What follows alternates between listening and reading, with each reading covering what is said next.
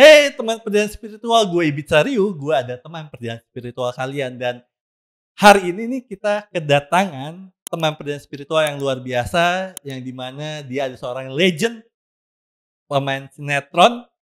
Dan gue juga mau ngingetin kalian, kalau kalian suka dengan podcast ini nih, kalian boleh namanya like, harus banget namanya like, comment, and subscribe. Dan pastinya kalau kalian mau ngasih reward, mau ngasih donasi, silahkan banget. Di bawah tuh ada namanya The Big Love, kalian boleh ngasih donasi berapapun. Dan ayo dong, gue gak bosan ingetin kalian nih, nonton sampai habis video ini. Karena apa? Ketika kalian tidak nonton sampai habis video ini, salah satu yang akan terjadi adalah kalian akan miscommunication, yang dimana ujung-ujungnya akhirnya menghujat. Dan jangan sampai seperti itu ya. Dan hari ini mungkin kita akan ngebahas atau ngobrol dengan seseorang legend, yang dimana kita akan ngebahas tentang namanya seorang ibu kali ya. Jadi kalau teman-teman yang merasa dekat dengan ibu kalian, ataupun ngerasa ada generation gap dengan ibu kalian, kalian wajib banget nonton ini, karena pastinya kalian akan mendapatkan pemikiran baru dan mendapatkan insight yang lebih dalam dan kesadaran yang lebih dalam. Siapa lagi kalau bukan Isa Bajai? Thank you Ryu, thank you. Tapi aku sebelumnya masih keberatan kalau dipanggil legend sih. Aku baru mobil doang, belum legend.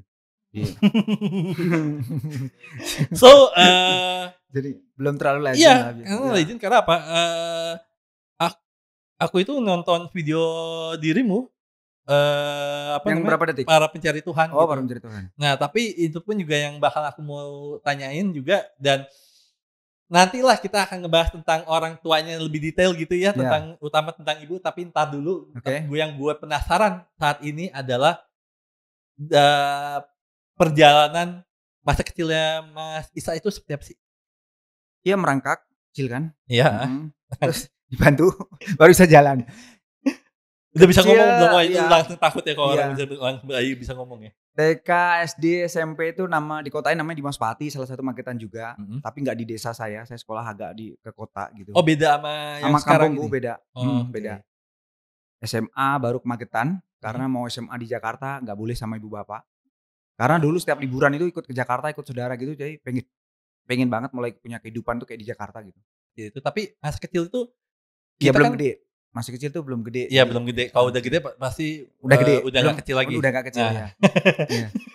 Nah, kalau masih kecil pun juga kita pasti nggak luput dari namanya kenakalan, bener nggak sih?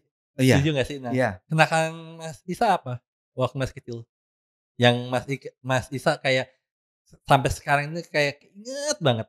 Kalau nakal banget sih enggak ya, di sana tuh nggak ada kayak sekolah tuh nggak ada tawuran, nggak ada malak gitu, nggak ada. Mungkin keusilan ya, kalau keusil iya sih. Kayak bikin pesawat terbang dari belakang pas guru ngajar kena kepalanya gitu. Terus lebih ke kayak apa sih, kalau aku dulu tuh kayak harusnya pakai seragam, aku pakai kemejanya aku tutupin pakai yang nggak boleh gitu loh. Jaket atau apa. Oh, waktu itu nggak boleh. Iya. Kalau zaman dulu di sana tuh pasti celana pendek SMP itu pasti di atas lutut. Ya. Kalau di sini enggak, karena anak Jakarta kan bisa lutut kan, panjang-panjang dulu. Aku udah segitu sampai dipanggil. Begitu-gitu aja sih. Wow, tapi nakal seperti itu ya. Nah, tapi kalau nakal terhadap guru atau terhadap temen yang paling parah itu seperti apa, Mas? Kalau lebih ke orang anak sekarang bisa bilangnya kompor sih. Jadi ngomporin, kalau ada kan temen yang gampang banget komporin. Ayo dong, sepedanya masa masih baru gitu nggak ditabrakin tembok gitu. Ada SD gitu kan, SD. Itu sih parah sih, itu konyol sih. Wah, sepatu masih baru gitu, ayo dong kenain becek-becek kayak gitu kan, becek-becek. Dan gitu. Dia ikutin. Ada tuh nama temanku Kikis ya. Dulu kayak gitu, enggak, sekarang tapi enggak ya, Kis. Sorry, Kis. Ada kayak gitu-gitu aja sih. Dan enggak tahu kenapa setiap ikut pulang ke rumah teman gitu, selalu umpama dia punya adik tuh, adiknya selalu laporan ke bapaknya, nih Pak, nih si Isa nih yang ngajarin Mas Haris nakal nih gitu. Pasti ngomong gitu, padahal gak ngajarin apa-apa. Emang anak-anak kayak temenku aja sudah nakal dari sononya juga gitu. Wow. Tapi setelah pulang selalu orang-orang bilang, adiknya atau kakaknya nih yang ngajarin akal yang ini nih gitu. Kalau pulang ke rumah sih ancaman kayaknya kalau pulang ke rumah ke teman. Nah, gue mau aku mau ini dulu, mau muter dulu. Jadi aku belum mau bahas Nih gue bantu deh kalau mau muter sini. muter. Ya kita aku mau muter dulu. Eee, Sempet sorry, kuliah nggak? Kelihatannya Ya nggak tahu, makanya nanya. kuliah Sempet di Jakarta. Kan dari awal tuh pengen ke Jakarta tuh dari SMA Heeh. nggak dikasih. Dikasihnya pas kuliah. Kuliah. Kuliah Jakarta jadi ketemu teman-teman Baja itu di Jakarta. Pas kuliah. Kuliah jurusan? Gue komunikasi, gue advertising. Oh, komunikasi. Yes. Oh, wow, nice. Nah, akhirnya bisa masuk ke industri hiburan, dunia entertain itu gimana tuh, Mas? Itu sekitar tahun 2004 lulus kuliah. Jadi ada temanku yang di Magetan ngasih tahu, Mhm. "Telepono Isa," gitu, kasih tahu enek audisi pelawak tuh di TPI. Waktu itu zaman dulu masih Oh TPI. iya, tahu. "Kon daftar, Isa kan lucu," katanya gitu. Iya. Kata kakaknya temanku nih. Ya wes tak tungguin itu ternyata iklannya adanya karena itu iklannya acara belum tayang jadi iklannya nggak sesering kalau acara udah tayang kan. Iya. Jadi adanya tengah malam. Aku ingat Iya. banget tuh tengah malam. Oh ada. Ternyata aku catat nomor teleponnya, aku telepon ke TPI waktu itu minimal harus 3 orang. Kalau mau daftar harus minimal 3 orang. Ya udah aku minta temanku itu Melki sama Aden untuk ikutan. Nah kebetulan mereka pas 2004 itu kita udah lulus kuliah. Cuma mereka ngelanjutin di tempat mereka apa sih namanya yang kalau kita harus sebelum lulus tuh harus magang di tempat magang. Iya. Ada yang jadi kameramen di Metro, Melki jadi kameramen di salah satu PH. Mereka udah lanjut di situ. Aku Iya. sendiri yang belum punya kerjaan saat itu. Heeh. Ya. Yaudah Bung kalau mau ikutan sono lu yang ngurusin, lu yang daftar nih KTP kita gitu. Jadi aku yang ngurusin, yang daftar aku. 2004 terus 2005 audisi itu. Audisi 2024 Desember itu mulai pendaftaran. Audisinya mulai 2025. itu audisi pelawak ya? Iya, audisi pelawak TPI waktu itu namanya. API. Oh, API. Ya, saya tahu. Ya. Nah, kalau KDI kan dangdut. Nah, ya, kita API, pelawaknya. ya itu beda. Ya. Oke, Mas Genta. Okay. Nah, kenapa dia ikut ketawa lucu banget. Memang iya sih lucu. Nah, mulai dari situ mulai main sinetron itu kapan? Apa jaraknya jauh banget? Enggak. Atau gimana? 2005 audisi selesai, 2006 masih kontrak sama TPI, 2007 ditawarin sinetron itu. Setelah ketemu Deddy Miswar di iklan Yamaha. Motor tuh bareng Rossi dulu. Langsung ketemu Om Deddy Miswar. Ya, waktu itu saat syuting iklan Yamaha gitu dia, sini lu bertiga gua foto dulu ya, kayak cocok nih mas sinetron gua bulan depan, tahun depan gitu. Yaudah akhirnya dimintain kontak, suruh ke PH-nya sana di Pondok Kelapa, suruh belajar acting. Gimana tuh perasaannya pas lagi Mas di foto, pas dibilang tadi bahwa kayaknya lu cocok. Ya lu cocok untuk jadi pemain sinetron di sinetron gue kan gitu ya. Nah, itu perasaannya gimana? Itu kan dia senior banget. Iya, kita deg-degan, orang kita kan basicnya abis dari audisi pelawak kan, kok suruh jadi kayak acting gitu. Iya. Dia bilang lu tenang aja, pokoknya ntar kita ajarin semuanya gitu. Oke, nice. Ya. Jadi ya udah kita datang sana diajarin beneran. Jadi kan ceritanya kalau orang lagi sedih, orang seneng, orang stres itu jalannya pun beda. Jadi semua harus dipraktekin. Bisa nggak lu coba jalan lagi sedih gimana? Wow. Jalan lagi seneng gimana? Karena ada beda-bedanya gitu. Jadi acting seperti itu gitu. Nah, struggle-nya di dunia pertama kali belajar acting itu struggle-nya itu seperti apa sih? Struggle itu apa ya? Struggle itu kayak lu nggak tahu aja bang. Bertahan. Struggle maksudnya kayak kesulitannya, guncangannya itu seperti apa sih? Iya, kesulitannya ya itu tadi, orang kita audisinya belajar yang lawak kok disuruh berperan kayak serius, terus acting, terus ngapal naskah segala macam itu ya kita sedikit kesusahan sih. Yang paling susah apa? Actingnya kah atau ngapalin naskahnya? Ngeblur jadi satunya itu loh. Ngeblendnya harus ya, acting, harus dikeluar, ini nggak kelihatan ngebaca, nggak kelihatan ngapalin, harus keluar kayak dari hati kita ngobrol kayak gini gitu. Right. Gitu. Apalagi kalau aku pernah punya pengalaman harus satu scene sama Deddy Miswar itu sampai 25 take apa 30 take gitu. Jadi harus diulang-ulang. Terus karena gimana? Beliau. Ya lu minum dulu, makan dulu sana. Udah santai aja Juk, santai kan aku dulu pernah namanya Juki. Santai aja Juk, santai. Diulang-ulang karena saking ya selama dari kecil kita nonton dia, terus kita sekarang satu frame sama beliau. Pasti. Ya sama legend kan. Iya, jadi deg-degan. Padahal tuh udah dari rumah tuh udah ngapalin. Wah udah lancar sampai situ ya tetap aja. Ayo, ya ayo beneran, ayo digituin. Udah hancur hilang semua. Tapi, Om Deddy Mizwar sendiri sempat ngajarin acting juga pastinya kan? Iya, Nah itu ngajarin. galak nggak sih Enggak lah, beliau? enggak. Cara ngajarnya seperti apa? Ya cara ngajarnya ya kayak kayak dosen gitu wise, terus ya ngasih tunjuk, ngasih lebih ke contoh sih.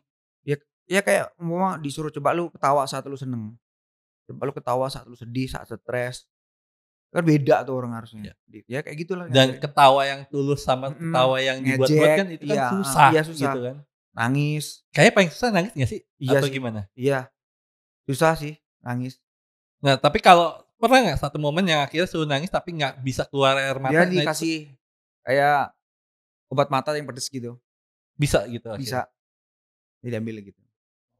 Oke, wah nice banget. Nah, barulah muncul, ikut main sinetron Iya, Para Pencari Tuhan dan itu booming banget. iya, Nah, pas proses itu semuanya dengan masuknya ke dunia yang Mas Isa bilang di Kobuzer, mmm, bisa dunia gelap atau dunia terang lah ya. iya. Nah itu,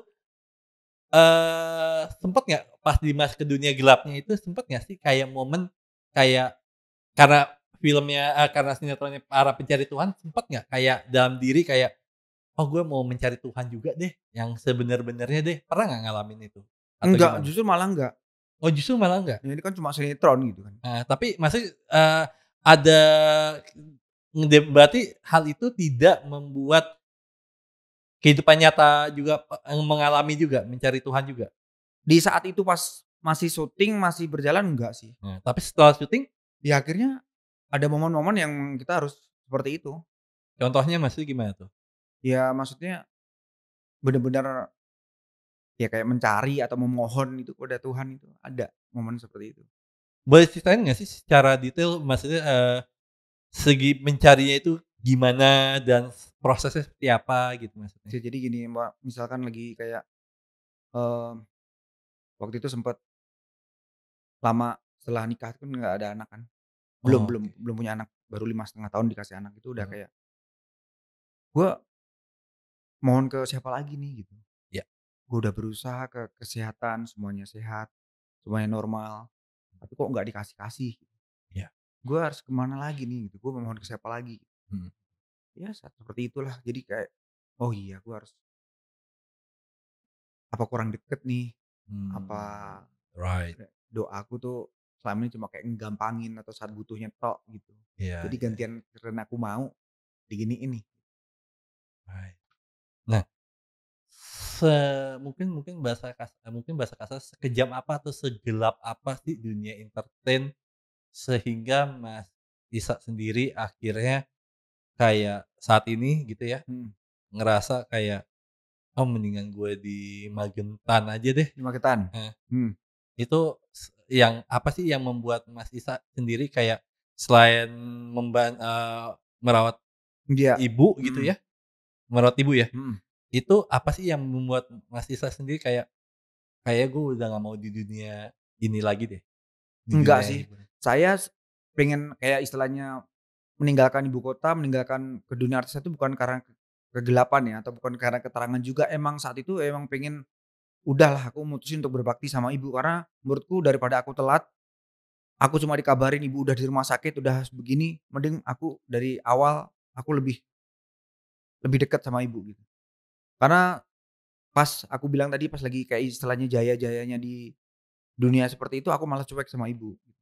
Nah, mmm, dengan tadi Mas Isa ngomong kayak, pengen ngurus ibu, pengen deket Mhm, sama ibu gitu ya. ya. Nah, hubungan emosional Mas sama ibu itu dulu sebelum ibu sakit itu seperti apa sih? Ibu dan bapak itu hubungan emosional seperti apa sih? Iya Sebelum kalau sakit ya, sebelum sakit ya? sebelum sakit Sebelum ya? sakit pas saya udah jadi bajai? Iya, Pak. Iya, hubungannya ya sekedar ibu bapak aja, yang kalau lebaran saya pulang, udah gitu saya tinggal lagi, apa yang mau dikasih, mau pengen beli ini lebaran dikasih gitu, udah habis itu nggak ada kayak kedekatan lagi gitu loh. Kan orang-orang yang sepuh, orang tua itu kadang nggak butuh itu aja gitu, tapi Setuju, butuh right. ngobrol, butuh lebih deket kayak gitu. Aku paling sehari 2 malam di rumah udah tinggal lagi. gitu, seperti itu. Gimana gimana tadi sehari? Kalau kalau nggak sehari 2 malam doang di rumah terus pergi lagi gitu. Kayaknya aku udah Oke. merasa ibuku yang mau cukup ada semua udah beresin di rumah udah ada, udah tinggal gitu. Jadi Oke. penyesalan saya di situ ternyata. Penyesalan di situ dan Iya, di saat ibu saya masih sehat, saya masih punya semuanya. Ibu saya kurang saya treatment lagi untuk membahagiakan lagi menurut saya. Ya itu udah kayak nggak terhingga kalau sampai saya tuh nggak bisa istilahnya nggak ada kata lebih dari kalau di atasnya terima kasih ya aku kan terima kasih sekali sama dia karena aku nggak berani ngomong, dia yang ngomong justru mulai dari situ, "Ya udah kita urus ibu yuk, kamu di rumah aja kita ngurus ibu di sana bareng-bareng." Dia yang ngomong seperti itu. Kalau dia nggak ngomong kayak gitu aku mungkin cuma pulang pergi, aku nggak punya kesempatan untuk aku lebih berbakti ke ibu bapakku untuk menjaga karena penyesalanku tadi. Mungkin nggak akan berlaku itu kalau kalau dia sendiri nggak buka omongan. Karena aku sangat menghormati istriku juga, takutnya tak ajak hidupku di desa gimana seperti itu, ya aku nggak berani, ternyata dia lebih memilih untuk ngomong sendiri ke aku. Oh, ibu bapak ngasih contoh banget struggle untuk, mungkin saya tiru sampai sekarang saya berdagang seperti itu. Jadi dibela-belain karena dulu saya suruh bangun pagi gitu, suruh bantu ibu jualan di pasar kecil gitu loh, yang bukan pasar utama, iya iya yang iya iya. cuma ada beberapa orang jualan gitu. Iya iya. Itu kayak menjadi contoh buat saya kalau perjuangan seorang ibu bapak itu buat biar nggak telat sekolah anaknya seperti itu gitu.